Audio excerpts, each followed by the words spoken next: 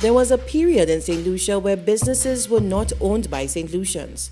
However, 1944 placed the island on the cusp of change, with individuals breaking new ground. Which is right out at the end of the Second World War, by a son of the soil, out of Soufriere, Sir J.Q. Charles, then a young man coming out and starting his little mom and pop, so to speak, shop, corner shop, and grew and worked hard and built an empire purely out of the effort and the sweat of himself and the St. Lucians around him and the family that put its effort in.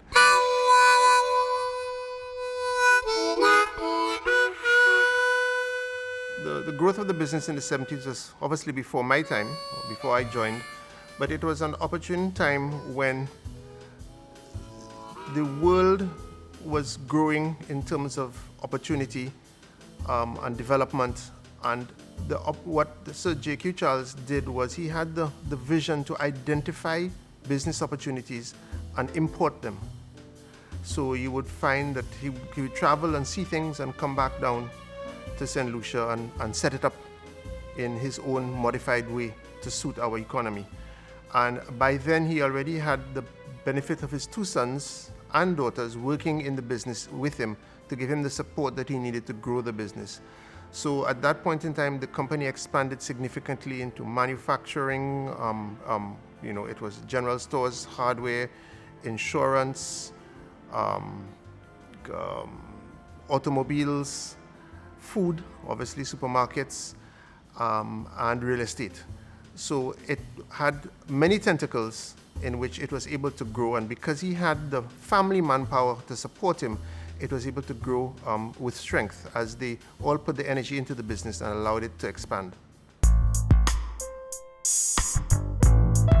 J.Q. Charles Limited is now a mega company, one of the biggest St. Lucian family-owned businesses. Towards the end of the 90s, the middle to the end of the 90s, we did see a shift in dynamics of the landscape from a business perspective.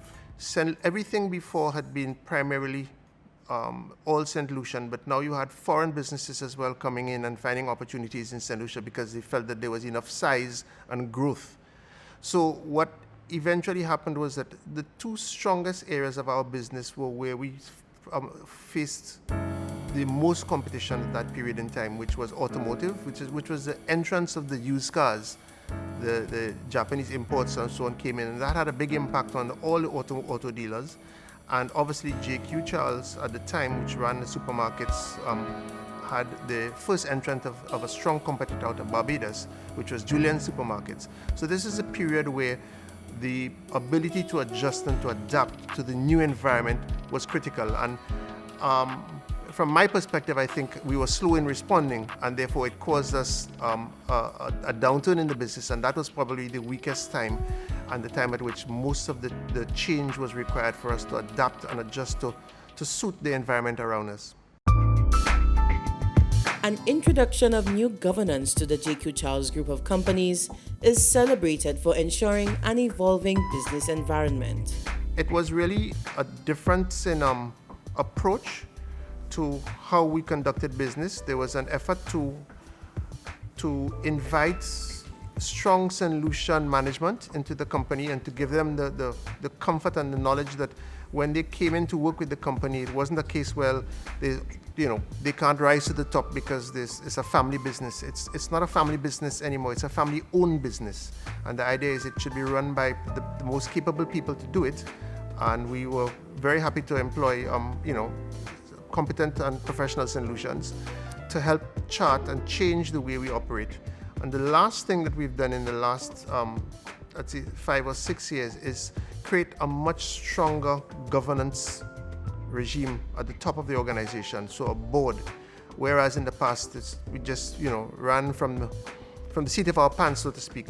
We now have a very strong board which oversees what happens.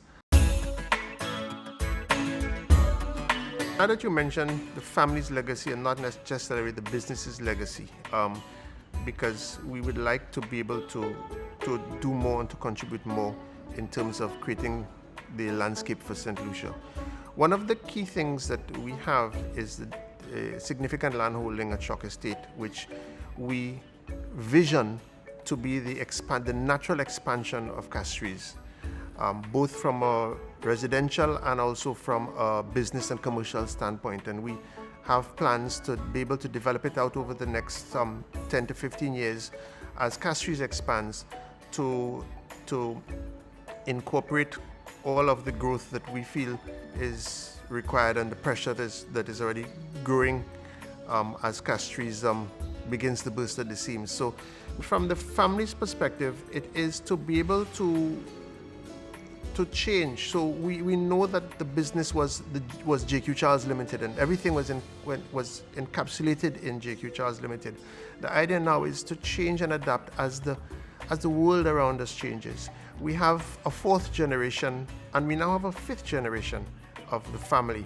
And we realize that it is growing very diverse, with very diverse views and desires, ambitions, and capacities. And therefore, it is for us to transition now from being a family of business operators to a family of business investors. JQ Charles Group of Companies, creating generations of family investors and finding meaningful ways to contribute to our society.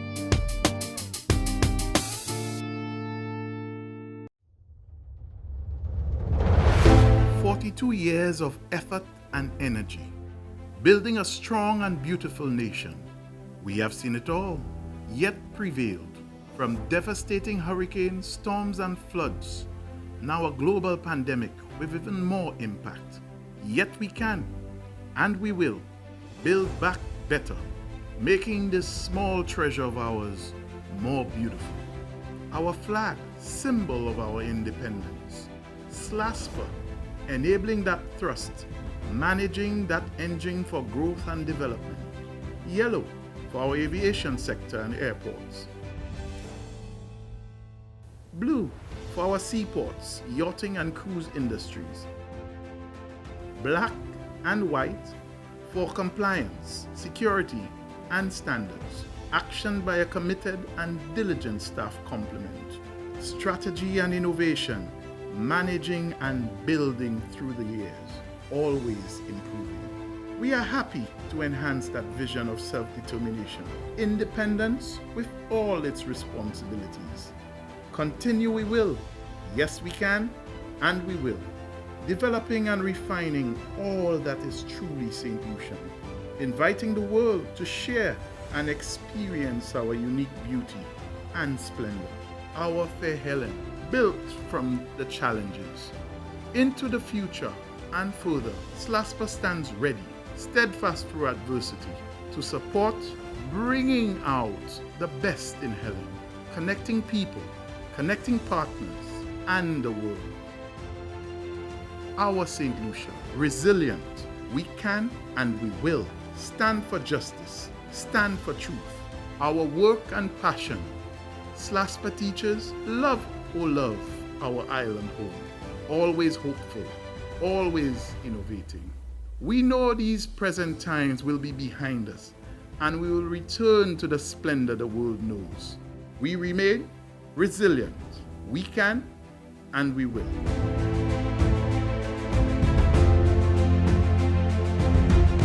We can, we will.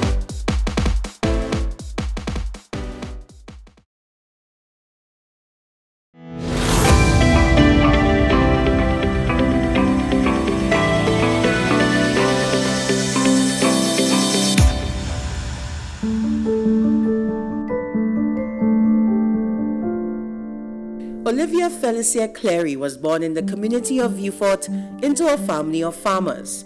She was raised by her grandparents Harris and Mary Anna Felicien. When the time came, it was only natural that she too would spend a lifetime in the field of agriculture. From an early age, I started helping out in the garden, with doing, things in the garden. So I suppose from that time, I developed that love for agriculture, for farming. Growing up, I can recall my grandfather planting rice. He started with rice and then bananas And after that, when they got rid of the rice and so on, then he started doing vegetables. He was one of the first member of the Black Bay Small Farmers Association. I took over from my grandfather when he was no longer able to do much, so I started, I went into livestock, and later on I diversified into cut flowers and tree crops, and I've done a little of each.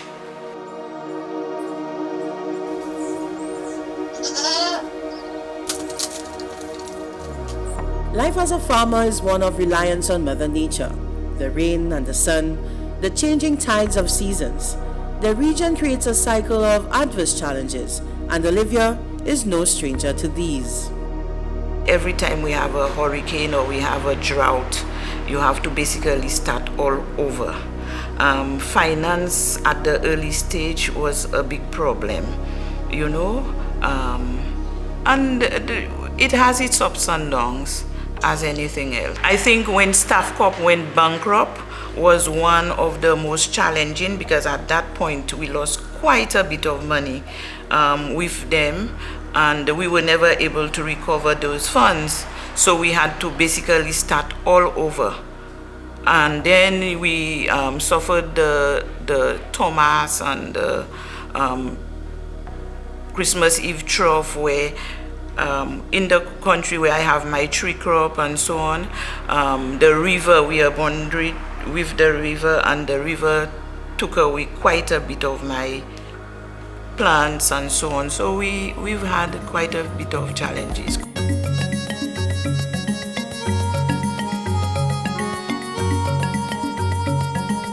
Despite the difficulties, Olivia makes a comeback and continues farming, going into the cut flower industry. Her ability to adapt is more than a vocation. What really drives me to continue despite the challenges is the love I have for agriculture, for farming. I started with livestock, and when they went bankrupt, I decided to diversify into vegetables. And then at that time we were having, problems with marketing, getting your stuff, sold. So the cut flower project then came on stream, and me loving flowers, I decided to, go into cut flowers. I started with orchids, and then anthuriums, and I also do the ornamental plants. We relied on the florists, and at the time we were trying to also source market, outside market. It was a bit difficult, so I decided to go into floral arrangement, whereby I would be able to sell the finished product. I would be able to use my flowers.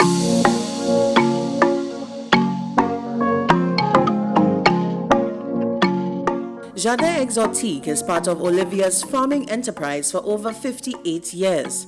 The farm has been in existence for over 83 years, taking into account the period her grandparents had ownership. When asked about her commitment to farming, her advice is simple yet profound.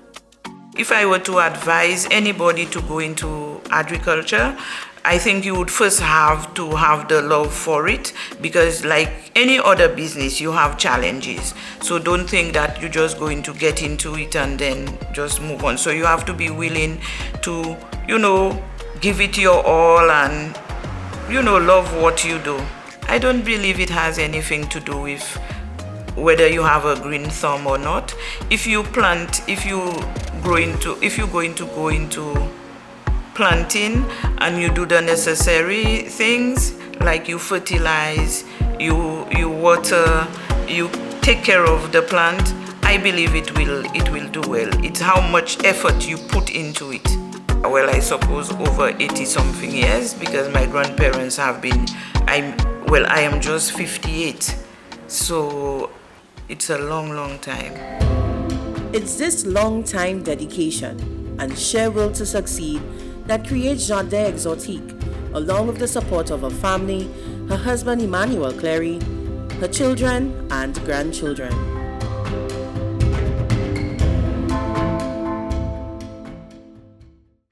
Are you in quarantine?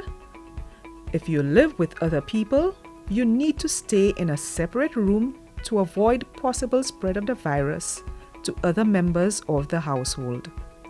This message is brought to you by the Bureau of Health Education within the Ministry of Health and Wellness and this station.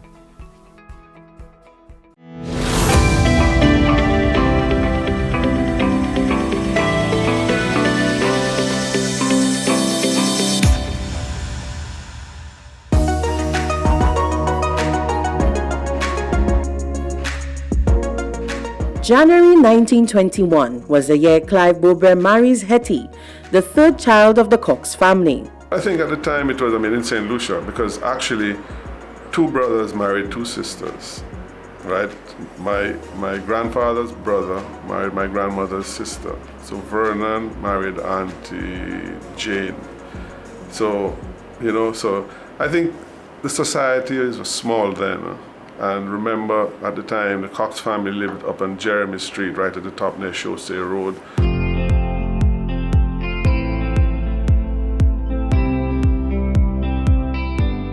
The couple, led by Hetty's strong business sense, engineers a family business crossing over decades and generations. Hetty was the one who was really driven to do that. She thought, after they got married, then the next step was to start in building a business for the family. And Clive thought in those days, in the 1920s, it was a difficult period right after World War I. And, people were very concerned. But my grandmother was a very dynamic and she never gave up, so serious when it came to her business. So eventually, he agreed and said, okay, yes, let's go ahead and start the business. So in 1926, after they got married in 1921, and in 1926 they started the business. The business later developed into a small grocery, which was named Cox and Company.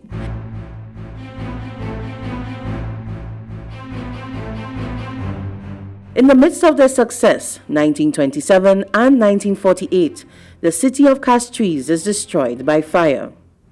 This creates major setbacks for Hetty and Clive. However, by 1930, the company is reinvented in true Bowbre style by diversifying into another type of venture capital. After the 1948 fire, the first one was the 1927 fire. That was a year after they started the business. But within 3 years, they had gotten the ESSO contracts, which was a big push for them. And then in 1948, after the fire, that was a big blow to the business. So they actually moved the business to Jeremy Street for 10 years before they came back downtown to where the Republic Bank was, and even the building behind on Cadet Street. They used to have a grocery store there as well, and the St. Lucia Bayram Company. So that block they owned. So they moved back there after 10 years. During the 1970s and 80s, the business goes through another lull after the passing of Clive Bowbre.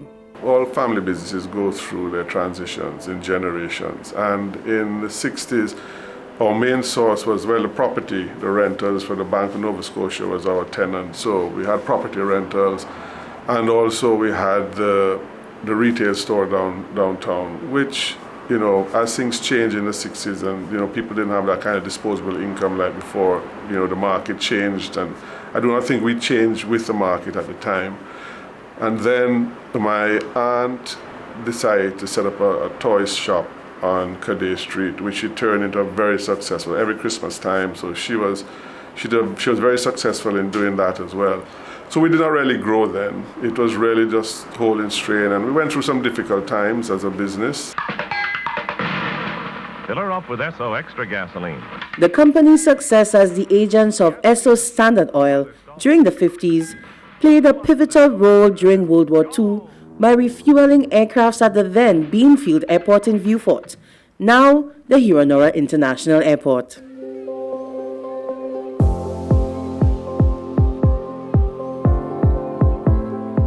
Recovering from the challenges, the company ushers in the 1950s marked as a period of St. Lucian migration to Britain. And again, Cox and Company's ability to envision opportunities seems seamless as they become shipping agents and enters the cruise line business. And what happened is there was a Mr. Lanzoni who was the vice president of Costa Cruise Lines, and he came through St. Lucia and he met with my grandfather, and he wanted to, after they took people down, the Italians down to Argentina, they would come through the Caribbean, and there was a big mass migration of a lot of people from the Caribbean up to England. They call it the Windrush generation. So he saw an opportunity there. So that they will go down to Argentina and then they will come through and pick up, so they had passengers on their return. So a lot of people from St. Lucia actually left on those boats to go to England in the 1950s. The company, although it went through a lull during the 60s and 70s, managed to pull through with the next generation of Bobres. You know, you are going to come back and run the business one day. And I said, I don't think so, you know, I'm living in Jamaica, I don't know if I'm coming back to St. Lucia. And I did eventually come back and take over and run the business. In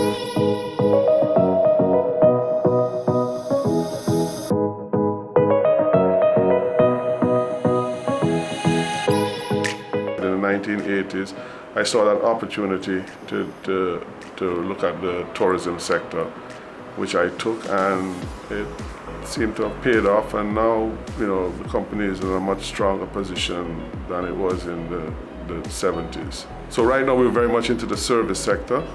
This is our 95th year in business. So, and the fourth generation has just joined us. So we're now into the fourth generation, and hopefully we'll continue for many more. Cox and Company prides itself on being distinctly St. Lucian and having a strong team with a staff complement between 60 to 100 employees. We're very much a St. Lucia family, and this was instilled in us, you know, from a very early age. I mean, my father, my aunt, my uncle, my grandmother, and that came out of my grandparents. And even before that, I would think my great-grandparents, you know, we're St. Lucian.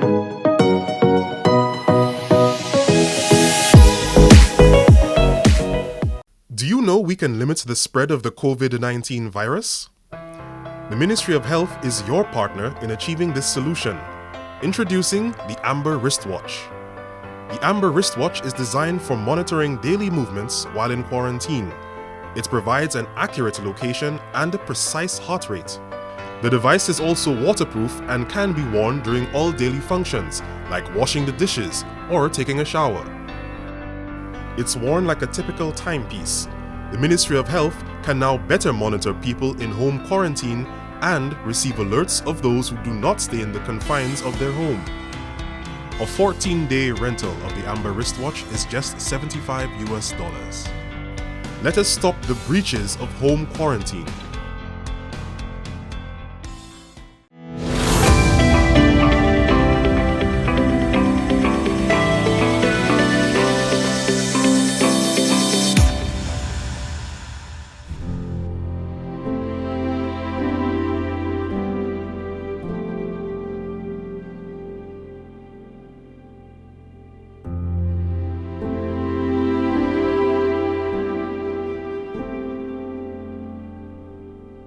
What engineers a dream? Or how does an idea of one person propel a business of endearment? It constitutes a lifetime of family and love for community. In 1956, at the age of 17, on a vessel gifted to him by his father, Omil Lagor set sail for St. Lucia. An exceptional fisherman who braves the channels on a boat without an engine and lands in St. Lucia, settles in Bannans Bay, and the rest is history. In 1975, he erects a small wooden structure and opens up a butcher shop. There used to be a butcher shop, there's a slaughter. And my father-in-law was going to sea as a fisherman, so it was like a bit tasking for him. Julian, on the other hand, used to work with the Shell company, working the tankers when they came in to bring in the fuel. So he figured, you know what? Drew, I am tired. I would love you to take over. And from hence on, Julian took over.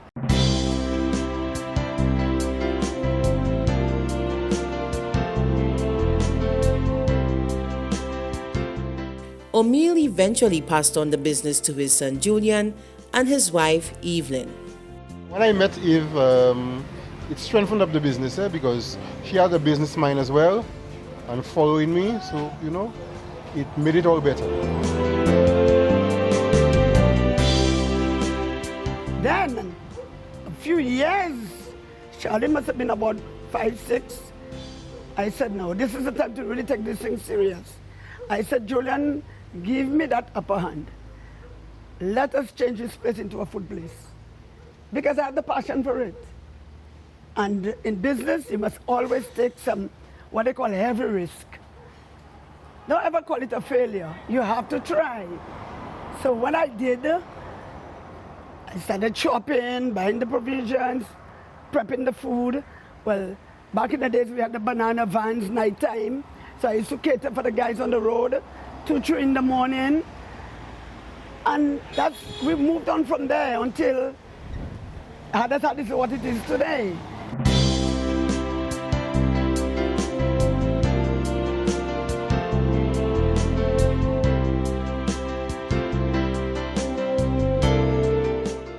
We do private caterings, so it's a myriad of stuff that we do.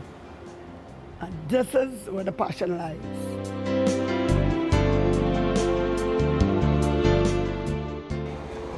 So you want your bouillon, you want your roast fish, your cough, your pigtail. This is the place.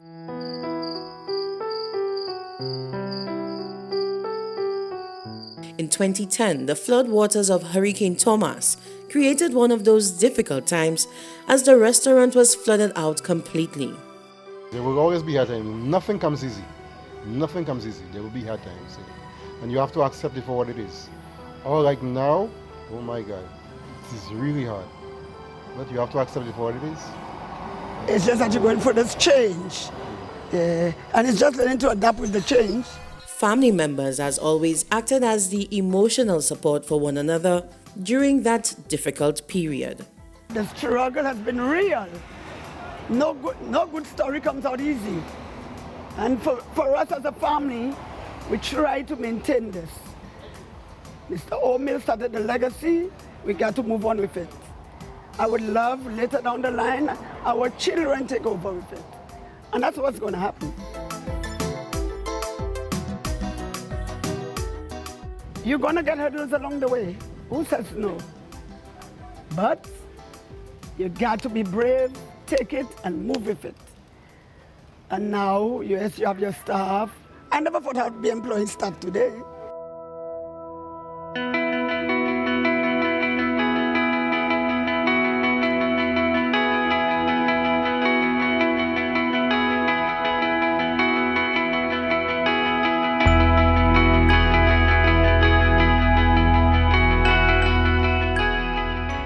Despite the setbacks, there was a determination to continue, coupled with the sense of commitment to family and the community they serve. So Hadassah is not just a restaurant. It's like a counseling area, if you ask me. People going for their issues, they want to just come and just sit and chill. You know, you mingle with them, you tell them what you have to tell them.